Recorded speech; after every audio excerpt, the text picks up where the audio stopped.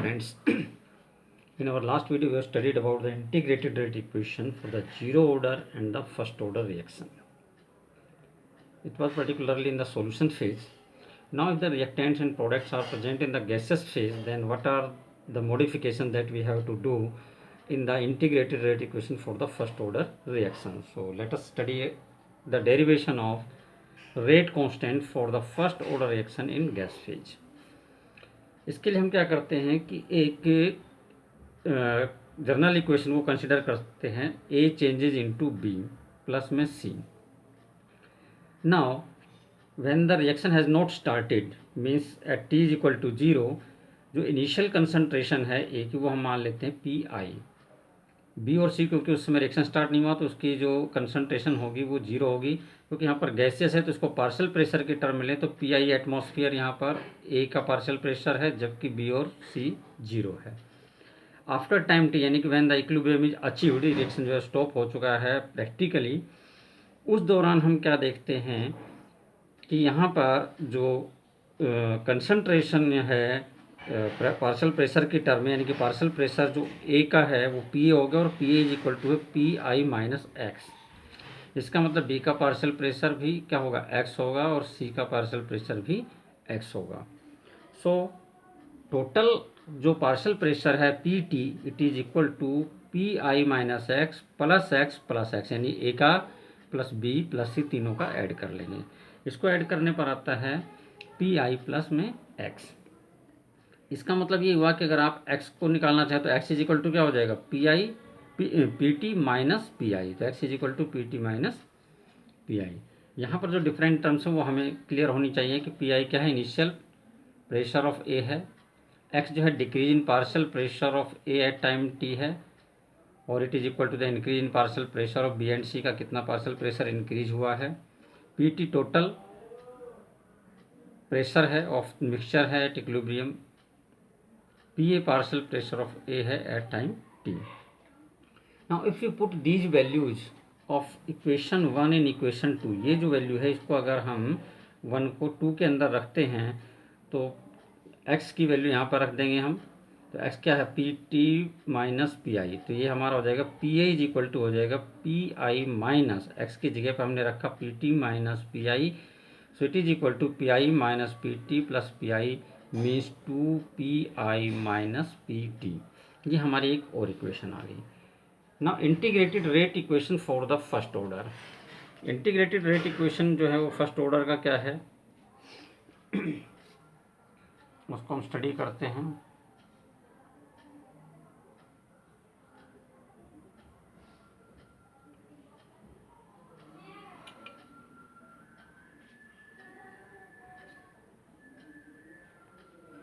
Now, integrated rate equation for the first order, we know that k is equal to 2.303 upon t log r naught upon r. इस case में जो concentration है क्योंकि वो partial pressure के द्वारा replace हो गई, तो इसका मतलब आर नोट जो है वो क्या है, इनिशियल प्रेशर के इक्वल है, that is P I, and R is equal to P A. So we can replace R nought and R by pi and pa. So the equation will become k is equal to 2.303 upon t log pi upon pa, or you can write as k is equal to, यानी कि rate constant is equal to 2.303 upon T log pi, और pa की value हम already निकाल चुके. pa कितना था हमारा 2pi माइनस पी टी, तो उसकी जगह हमने रख दिया 2pi माइनस पी टी. तो ये हमारी एक इक्वेशन आ जाती है गैस फेज के लिए. अगर हमें गैस फेज में निकालना है तो ये हमारी इक्वेशन है रेट कांस्टेंट के लिए गैस फेज में for the first order reaction. अब इसको एक एग्जांपल के द्वारा समझने की कोशिश करते हैं.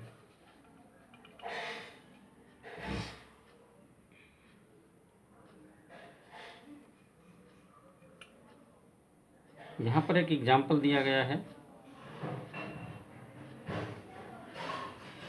Let us try to understand this example. इसके लिए आप NCERT में 4.6 सोल्ड एग्जाम्पल है उसको भी चेक कर सकते हैं, वहाँ से भी आपको आइडिया मिलेगा. NCERT एक्सरसाइज में क्वेश्चन नंबर 4.21 है जो कि सोल्व, उसको हम नीचे सोल्व कर रहे हैं.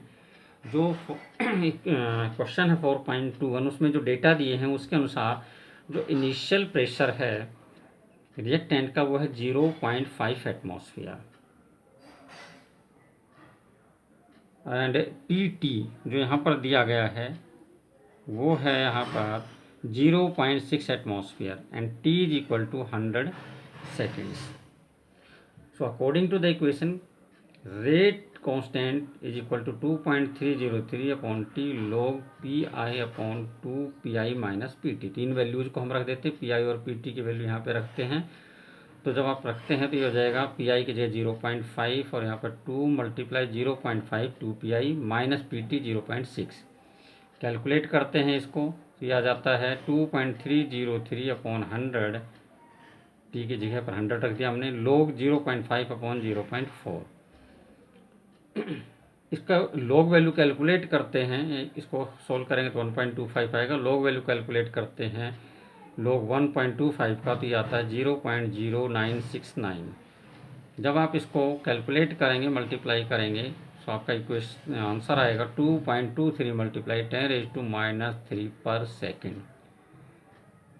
Is that clear? तो ये इस प्रकार से रेट कांस्टेंट हम निकाल सकते हैं.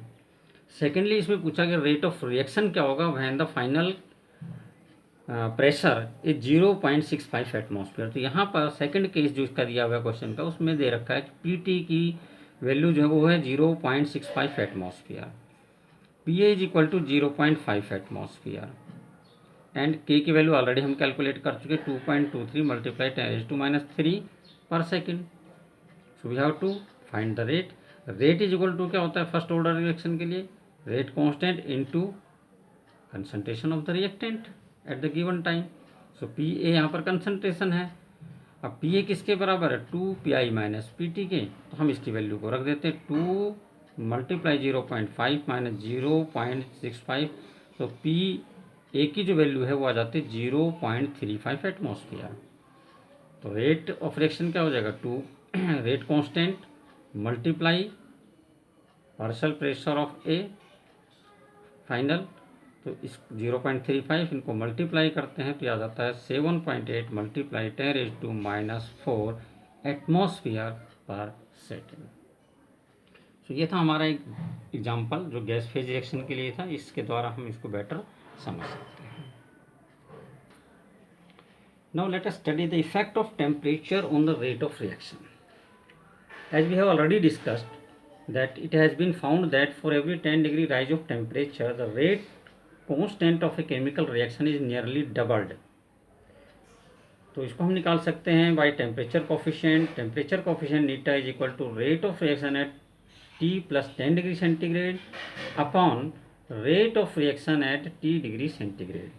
और जब हम ये वैल्यू कैलकुलेट करते हैं फॉर इन जर्नल तो ये आता है 2 और 3 के बीच में आता है, यानी 2 is less than Neeta and Neeta is less than 3, यानी कि 2 और 3 के बीच में आता है. मीन्स रेट ऑफ रिएक्शन जो है वो 2 से 3 गुना के बीच में इंक्रीज होता है.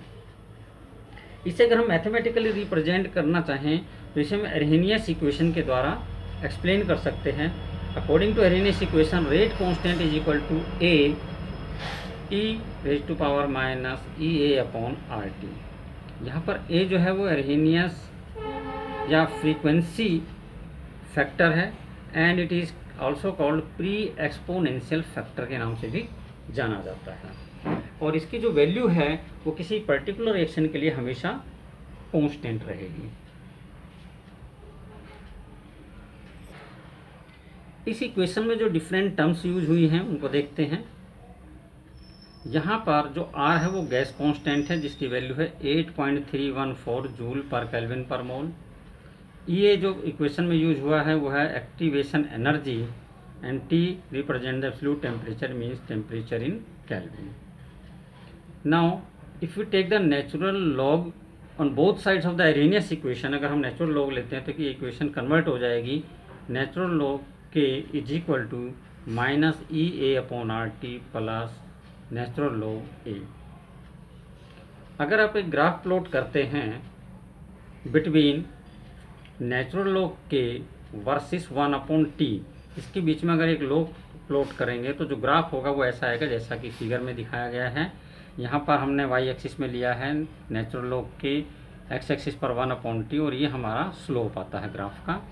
स्लोप जो है वो it is equal to -EA/r, और इसका जो इंटरसेप्ट है वो नेचुरल लॉग ए के बराबर होगा। तो नेचुरल लॉग ए की वैल्यू हम इस ग्राफ से कैलकुलेट कर सकते हैं और स्लोप कैलकुलेट कर सकते हैं। आर की वैल्यू पता है, तो अगर हम स्लोप कैलकुलेट कर लेंगे तो इससे एक्टिवेशन एनर्जी भी कैलकुलेट की जा सकती है। Now if K1 and K2 are the values of rate constant at temperature T1 and T2, अगर ये दो हम टेम्परेचर लेते हैं T1 और T2, T1 पर जो रेट कांस्टेंट की वैल्यू K1 है और T2 टेम्परेचर पर K2 है, तो इस केस में एक दूसरे को अगर हम कंपेयर करेंगे तो किस प्रकार से इक्वेशन को मॉडिफाई करेंगे। अकॉर्डिंगली जो हमारा नेचुरल लॉग K1 है वो हो जाएगा -EA/r/T1 प्लस नेचुरल लॉग ए, और जो K2 है उसका जब हम नेचुरल लॉग लेंगे तो हो जाएगा natural log K2 is equal to -EA/r/T2 plus natural log A. Now subtracting the equation 1, यानी कि नेचुरल लॉग K1 को अगर हम नेचुरल लॉग K2 से सब्सट्रैक्ट कर देते हैं तो हमारी इक्वेशन जो है वो इस प्रकार से हो जाएगी, natural log K2/K1 is equal to EA/r into 1/T1 minus 1/T2। इसको आप फर्दर कैलकुलेट कर सकते हैं। अगर आप इसको लॉग में कन्वर्ट करते हैं तो ये हो जाएगा log K2/K1 is equal to EA/2.303r। हमें पता है natural log is equal to 2.303 log, तो इसकी जगह पर यहाँ पर लिखते तो हम 2.303 लॉग K2/K1 लिखते, तो 2.303 को हमने यहाँ पर नीचे भेज दिया, एज ए डिनोमिनेटर भेज दिया है, इसलिए इक्वेशन भी चेंज हो गया।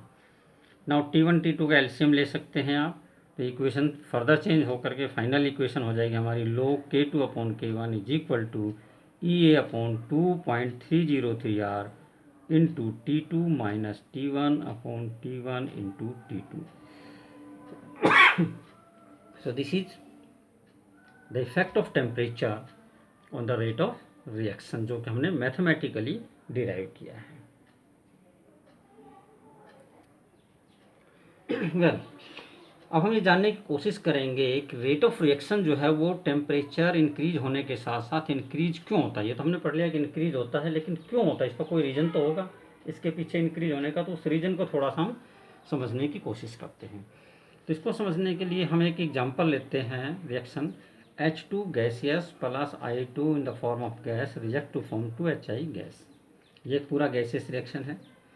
When H2 and I2 reacts first, they form an unstable intermediate complex, that is the activated complex, which is short-lived and finally changes into product।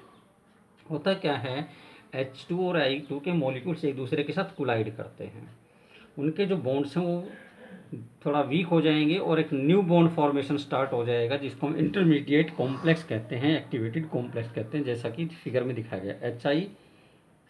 H2 plus में I2 यहाँ पर दिया हुआ है। यहाँ पर देखिए H और H के बीच का बॉन्ड थोड़ा सा वीक हो गया है, I के बॉन्ड का वीक हो गया है, और HI के बॉन्ड के बीच में एक बॉन्ड फॉर्मेशन स्टार्ट हो गया है। हम जानते हैं कि जब बॉन्ड ब्रेक होता है तो एनर्जी रिक्वायर्ड होती है, और जब बॉन्ड ब्रेक मेकिंग होता है तो एनर्जी रिलीज होती है। क्योंकि इसकी जो एनर्जी होगी, क्योंकि बॉन्ड को ब्रेक करने के लिए एनर्जी एब्जॉर्ब करनी पड़ेगी, इसका मतलब जो एक्टिवेटेड कॉम्प्लेक्स बनेगा इसकी एनर्जी हाई होगी। हाई एनर्जी होने की वजह से ये अनस्टेबल होगा। अगर ग्राफ में देखें तो ये H2 और I2 की हमने एनर्जी दिखाई है, जो potential energy that is present in the molecule, और जब ये कॉम्प्लेक्स बनता है तो इसकी एनर्जी का लेवल यहाँ आ जाता है, जो कि एक्टिवेटेड कॉम्प्लेक्स, यानी इसकी energy that is quite high as compare to the energy of the reactants. अब हाई एनर्जी का जो भी सबस्टांस है वो क्या होगा, अनस्टेबल होगा, therefore it will try to loss its energy and get finally converted into product. So new bond formation takes place between H and I, and it forms HI, and the energy lowers, and finally इसकी जो energy है वो आ जाती है reactant से भी कम हो जाती है, मीन्स जो प्रोडक्ट है वो मोर स्टेबल है than the reactant, means the reaction is going in the forward direction. The difference of energy between the reactant and the product is called enthalpy of reaction that is represented by delta H. तो ये कारण है जिसकी वजह से ये होता है। इसका मतलब ये हुआ कि जब रिएक्टेंट मॉलिक्यूल्स एक दूसरे के साथ कोलाइड करेंगे प्रोडक्ट बनाने के लिए, तो उसका मतलब है कि उनके अंदर एक मिनिमम एनर्जी होनी बहुत ज़रूरी है, ताकि जब वो कोलाइड करें तो आसानी से एक थ्रेशोल्ड एक एक्टिवेटेड कॉम्प्लेक्स बना सकें। सो एक्टिवेटेड कॉम्प्लेक्स बनाने के लिए एक मिनिमम एनर्जी की जरूरत पड़ेगी। इस एनर्जी को हम कहते हैं threshold energy. Now the difference of different molecules जो है उनकी एनर्जी क्योंकि अलग अलग है सभी की नॉर्मल कंडीशंस में, इसका मतलब ये हुआ कि सारे के सारे मॉलिक्यूल्स प्रोडक्ट में कन्वर्ट नहीं हो पाएंगे, केवल कुछ मॉलिक्यूल्स ही रिएक्शन करेंगे और वो प्रोडक्ट में कन्वर्ट होंगे। अब अगर हम बाकी मॉलिक्यूल्स की एनर्जी को भी बढ़ा करके थ्रेशोल्ड एनर्जी तक पहुंचा दें तो क्या होगा, ज़्यादा मॉलिक्यूल से रिएक्शन करना शुरू हो जाएंगे और स्पीड ऑफ रिएक्शन इंक्रीज हो जाएगी। यही टेम्परेचर बढ़ाने पर होता है। जब हम टेम्परेचर बढ़ाते हैं तो जो एवरेज काइनेटिक एनर्जी है मॉलिक्यूल्स की वो इंक्रीज हो जाती है, जो कि हमने already kinetic molecular theory of gases के अंदर +1 में आपने पढ़ा है। के इज यानी kinetic energy directly proportional to temperature. Average kinetic energy molecules की टेम्परेचर के डायरेक्टली प्रोपोर्शनल है। तो जब टेम्परेचर बढ़ाते हैं तो एनर्जी इंक्रीज होती है एवरेज एनर्जी मॉलिक्यूल्स की, and more number of molecules will have the threshold energy so that they can react effectively and finally get converted into product. यही कारण है कि रेट ऑफ रिएक्शन इंक्रीज हो जाता है। तो इसको हम समझने के लिए एक एनर्जी डिस्ट्रीब्यूशन कर्व का इस्तेमाल करेंगे। बोल्ट्जमैन एनर्जी डिस्ट्रीब्यूशन कर्व का इस्तेमाल करके देखते हैं इसको। Well, this is our Boltzmann energy distribution curve. यहाँ पर वाई एक्सिस पर हमने लिया है fraction of molecules, X axis पर kinetic energy possessed by the molecules. यहाँ आप देख सकते हैं कि जब टेम्परेचर T डिग्री सेंटीग्रेड है यानी कि लो है तो उस समय हमारा ये कर्व है, और ये हमारी एनर्जी है ET जो कि थ्रेशोल्ड एनर्जी को रिप्रेजेंट करे। इसका मतलब इससे इधर वाले जो मॉलिक्यूल्स हैं वो रिएक्शन में पार्टिसिपेट नहीं कर सकते क्योंकि उनका कोलिजन इफेक्टिव नहीं होने वाला है। सो केवल यहाँ से ये वाला जो केवल ये वाला हिस्सा है, ये डार्क वाला जो हिस्सा, केवल इतने ही मॉलिक्यूल्स रिएक्शन में पार्टिसिपेट कर पाएंगे जब टेम्परेचर T डिग्री सेंटीग्रेड है उस समय। नाउ अगर टेम्परेचर हम 10 डिग्री सेंटीग्रेड बढ़ाते हैं तो कर्व थोड़ा शिफ्ट हो जाता है राइट हैंड साइड में, जैसा कि आप देखते हैं T+10 डिग्री सेंटीग्रेड पर ये हमारा कर्व आता है।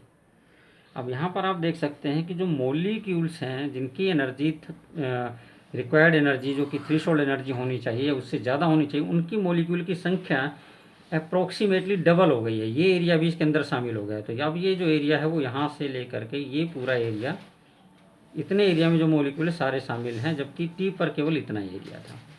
तो मॉलिक्यूल की संख्या लगभग क्या हो चुकी है, डबल हो चुकी है। It means now double the number of the molecules are colliding with each other to convert into product. और यही कारण है कि जो रेट ऑफ रिएक्शन है वो डबल हो जाता है, बढ़ जाता है, या दुगने से भी ज़्यादा हो जाता है।